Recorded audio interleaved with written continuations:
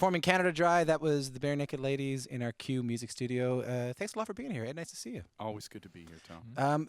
I was going to ask some kind of questions about the Canadian references in that song, Canada Dry, but there's another line that really stuck out to me. Trying to use a record to repair my heart, I'd be lying if I said I didn't want to start again. What can you tell me about that song? I love that song, and all of the Canadian references fell out very naturally. You know, we're a Canadian band with Canadian heroes and Canadian touchstones throughout our entire career. And that's a song about losing the people you love, mostly to our neighbors to the south. Yeah. And certainly in the case of Gord, to cancer. Yeah. But, you know, we're a nation that is proud of our heroes, and we lament their loss. You know, where were you when you heard the news? We were in Halifax, Nova Scotia, and we had a show at the Rebecca Cohen that night. Yeah, the Rebecca Cohen Theatre, where Gord played his very last Secret Path show, and I believe his very last full show ever. With Kev on keys, of course. Of course.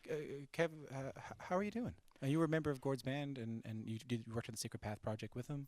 Yeah, I played on Coke Machine Glow, and then they brought me in. I played a little on Secret Path, but then I was in the live band as well. And it was an honor and great experience, and we had some great laughs.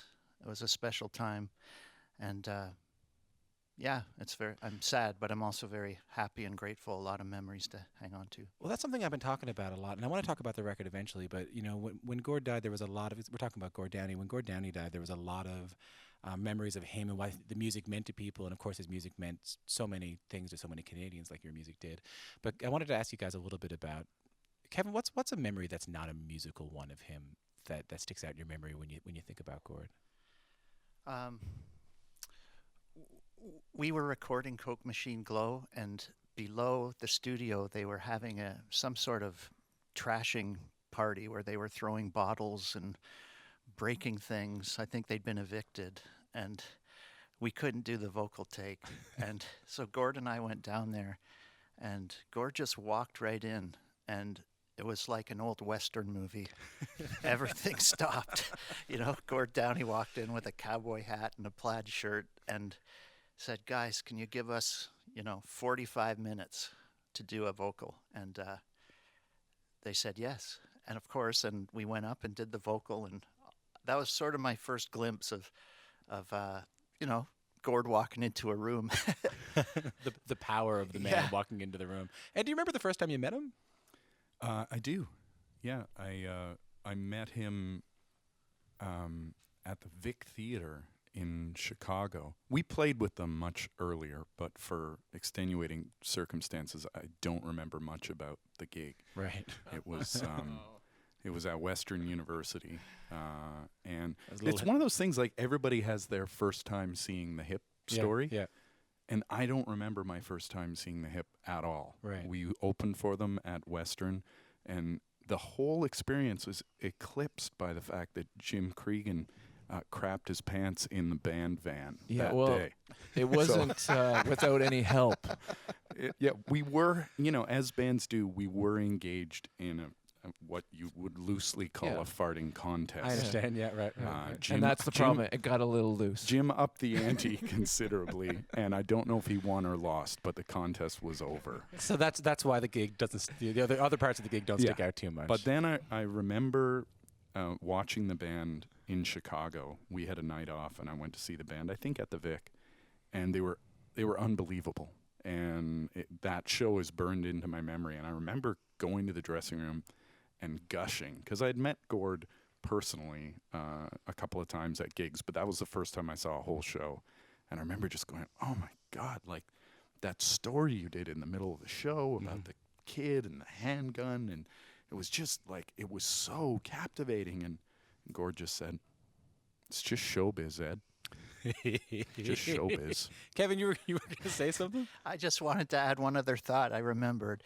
Before we did the Secret Path show in Ottawa, we did a smudging ceremony and a healing ceremony with survivors of the residential schools.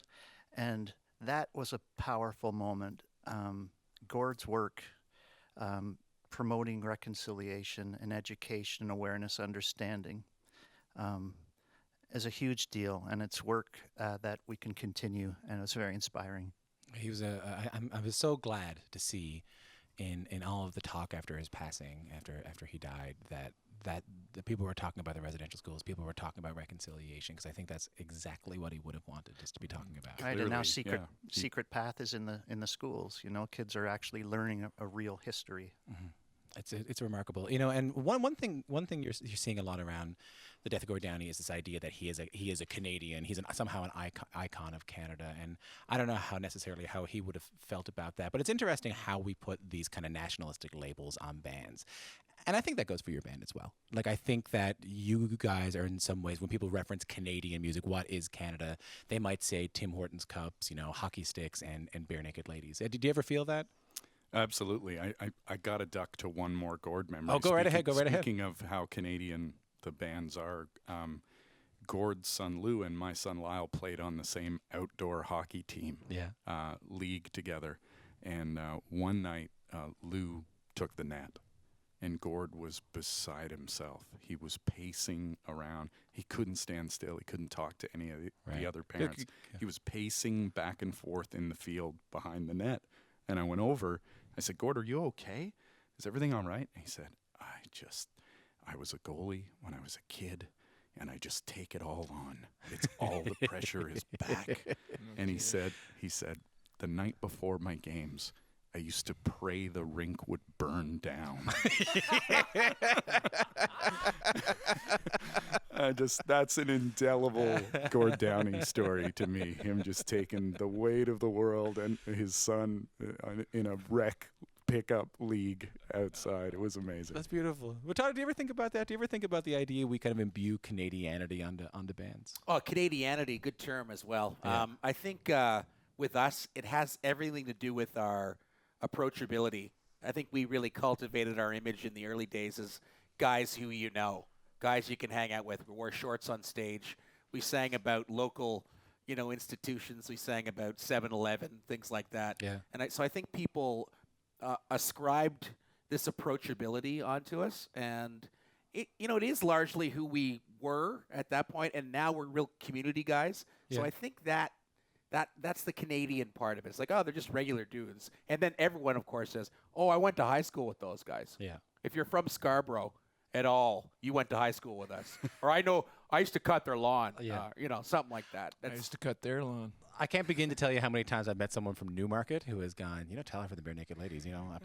He's from Newmarket, too. I so see him true. around. Tyler has a broad reach. Yeah, Scarborough, Newmarket, Toronto, I'm all over the place. It's in the Tyler zone there. The ironic thing about that Canadianity thing is that we've spent the large portion of the last 20 years working in the United States. Yeah.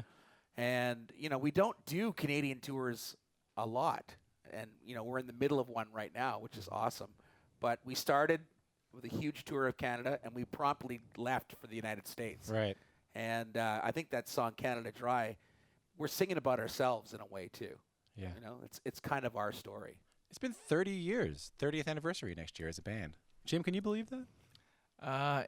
It's hard to believe. It's hard to feel that time. But when I sit up late with Ty on the bus and we recount our entire time together, 30 years, through meals, great shows, and girlfriends, it makes me realize that time has passed. And then we go to sleep. We don't write it down. We forget it all, and it goes away. And then the next night you tell the exact same story. We've had it. It's a repeating thing. Well, now. usually it's like 5-year chunks, and then there's too much to remember, and then we go to sleep. Jim, it forget it. It doesn't help that you look exactly the same as you did in the 1980s. It really is insane. Yeah, I'm trying to be the through line here. Except for my you. days in '95, I had some big long dreads, and I looked about 60. And do you remember your ambitions when you first started? I do. Yeah. I mean, I was that kid in grade school that wanted to be a musician from the time I picked up the guitar in the 4th grade. It was my only ambition. And then at the end of high school, I thought, I better actually do some assignments and study, or I'm not going to get into university, and this music thing might actually be kind of a pipe dream.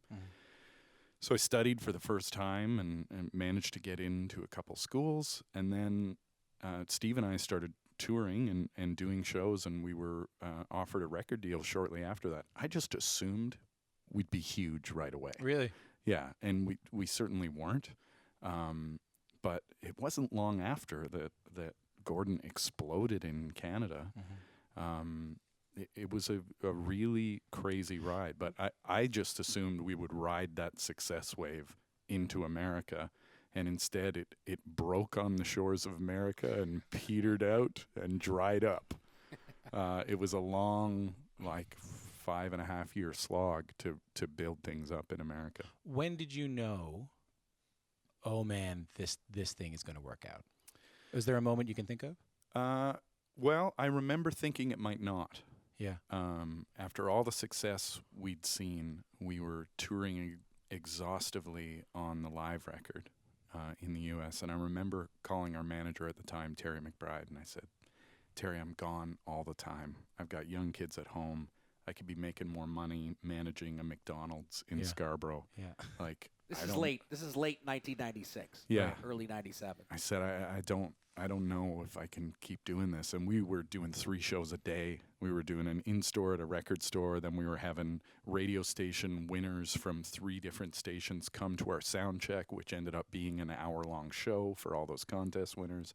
And then the show every night. And I remember Terry said to me, just hang in there. We're actually building some momentum now. And within 8 months of that phone call, we had a top 40 hit in America from the old apartment. And then Stunt came out and debuted at number 3 or number 2? Number 3. And was huge. I remember that talk with you. I was before we recorded Stunt or during. Yeah. And it was like, this has been a good run. Really? 1997. It was like, this has been a great run. Yeah. But I'm starting to think about what life would be like not doing this. And we recorded Stunt, and things just took off in the U.S. And I think, I don't know if that's the reason why we kept going, but I think playing a lot live and just seeing our fans give it back to us kind of kept us going. And being able to quit our managing jobs at McDonald's In in Scarborough. Scarborough. Well, I thought, Kevin, you still had the job. You were moonlighting He still in has the Scarborough. franchise. Mom, He I still has told you the not to franchise. say anything about that. Kevin, you joined. Speaking of you joined much later. 1995, I joined. Do you remember these conversations that this would have been around the time that these conversations would have been happening? Do you remember walking into some of these conversations? Well, when I started touring with these guys, we were still playing clubs down in the U.S. and trying to get the music on the radio.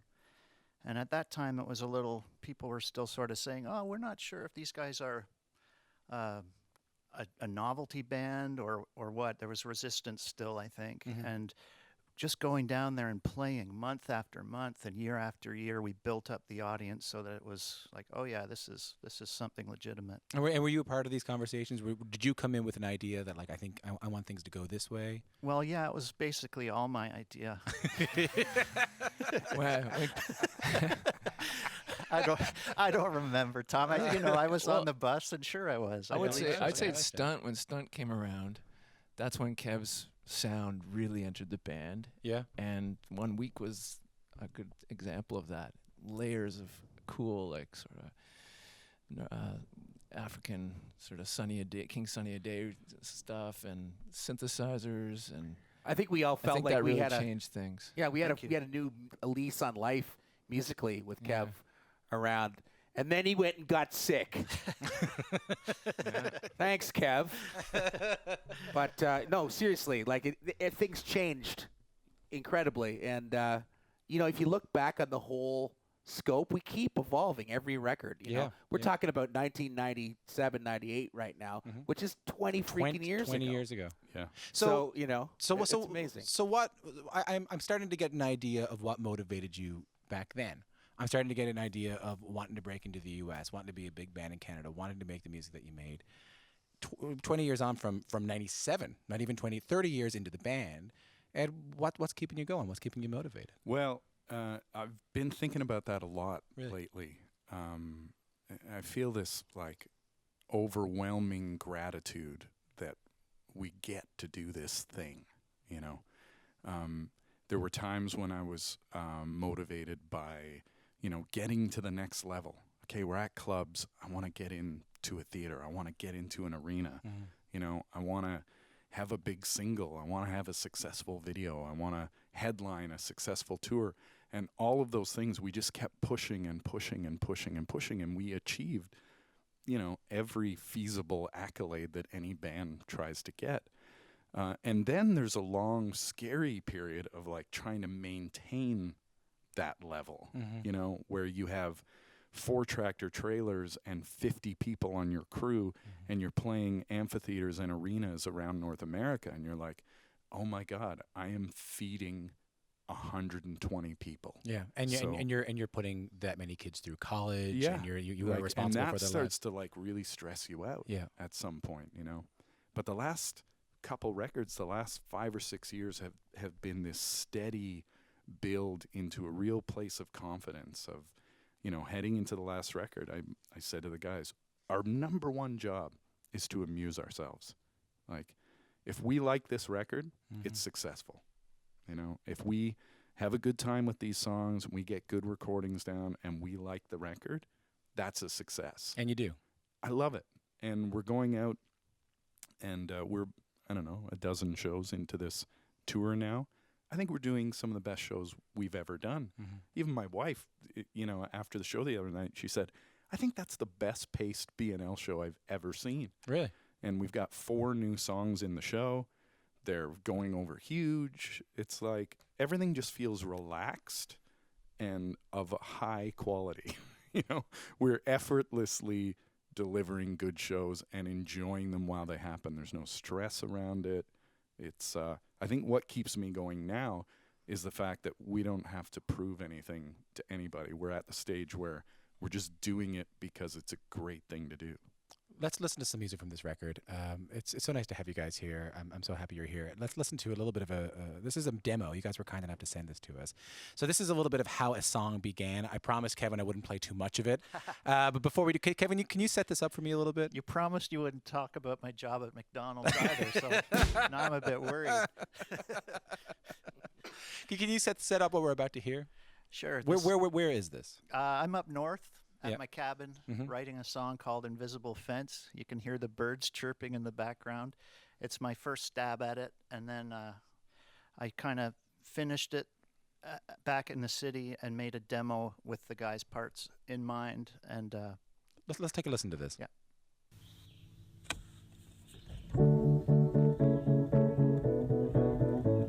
I heard that you built an invisible fence. It's kinda strange, I thought we were friends.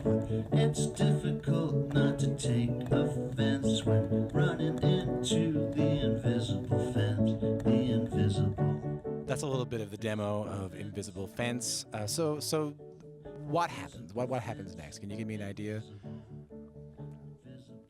Well, We're trying to figure out what happened here next. in the Oh band. well, we have a session where everyone brings their songs in. Yeah. We set up the gear in a very small acoustic setting like this. Yeah. Play the songs for each other, and play the demo. Have a listen, and then we just try to figure out what's going to go on the songs. And do you just kind of jam it? I mean, do you just Kev play what he plays, and you guys just improvise based on it, or do you start working out parts? Jim writes a chord chart. Yeah, I'll take what I can from the demo and write out a chord chart for myself, and Ed seems to think that's okay for him too. It Right. works great for me. I did a second demo of that one where there was a drum beat and guitars and harmonies, Right. and And so we took it from there. Yeah, we just launch right in. You know, it's nice to kind of get the general chord ideas down and just go hit the ground running. It's still very organic. It sounds like. Yeah, I think so. It still sounds like how many? 4 dudes. Well, it can vary though. Sometimes it's a real, firm arrangement that's happened, and that it gets delivered, and the demo sounds exactly like a record. The last couple of songs that Ed's co-written with some of his pals in the States, we get a really high quality demo. Right. So what we have to do is we make it sound like Barenaked Ladies. Right. Otherwise, you're kind of like a cover band, right? So you try to imbue some personality. On this particular song that Kev brought, I heard Beatles myself, you know, because I think maybe because of the background vocals ideas that he had, and so I was trying to Ringo the living daylights out of the song. And I think also energy, like with this one, I think I remember just laying into it, just really wanting to make it an urgent tune, you know. Right. And I think that's something we went for. You know, you try and draw from the lyric, you know. Yeah, I feel the really lyrics. passionate about this song that he wrote, and I wanted it to be important in the music. Well, let's take a listen to it. Before we do, guys, thanks so much for coming in. Thank you. Our pleasure. Nice to see you, Tom. It's a real pleasure to have you here.